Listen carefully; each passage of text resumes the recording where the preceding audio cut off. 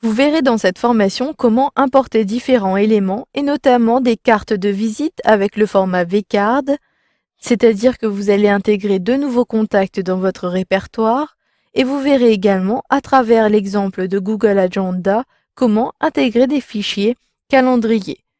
Pour importer des contacts, vous pouvez importer des contacts depuis n'importe quelle interface d'Outlook 2013. Vous n'êtes pas obligé de sélectionner les contacts pour cela.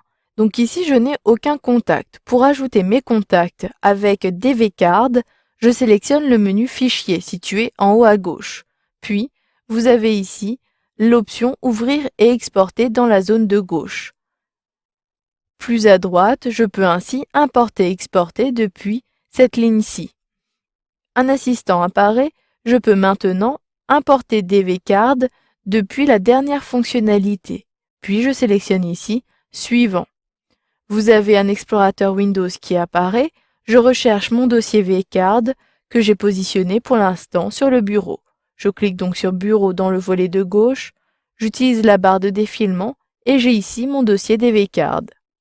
Toutes mes vCards apparaissent ici. Je souhaite intégrer le contact Albert Moreau. Je le sélectionne, puis je clique sur Ouvrir pour valider. Vous le voyez, au bout d'un instant, la carte a bien été intégrée. Vous pouvez aller plus vite en important plusieurs cartes en même temps, toujours en effectuant les mêmes manipulations, en sélectionnant l'assistant d'importation, puis je clique sur Importer à nouveau, et cette fois-ci, je sélectionne tous les contacts, comme cela. En sélectionnant le premier contact, j'appuie sur la touche Maj de mon clavier, puis je sélectionne le dernier contact à intégrer, ici Chantal Launay. Mais vous pouvez aller plus vite pour importer vos vCards directement dans Outlook 2013.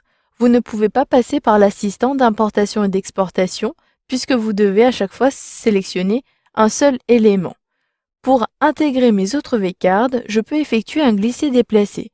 Je réduis ici la fenêtre, puis depuis mon dossier des vCards, je peux effectuer un glisser-déplacer des éléments vers Outlook, si je souhaite intégrer 3 éléments en même temps.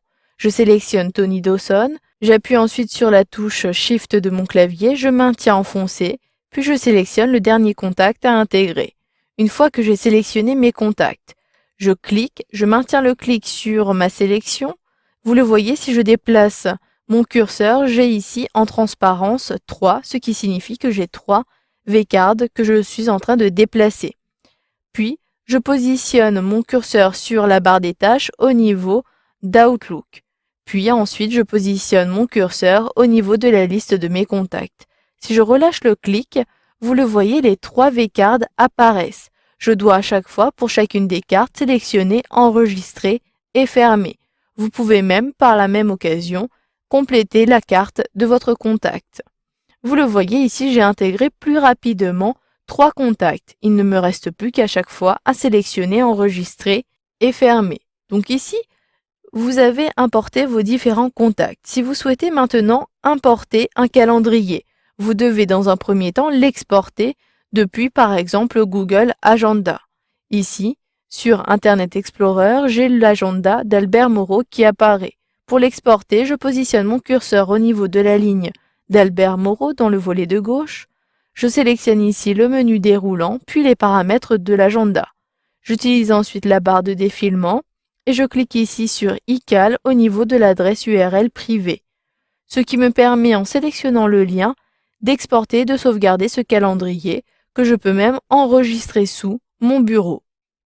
Je sélectionne ici mon bureau, puis je clique ici sur Enregistrer. Maintenant, si je souhaite intégrer ce calendrier dans Outlook, je clique ici sur le calendrier.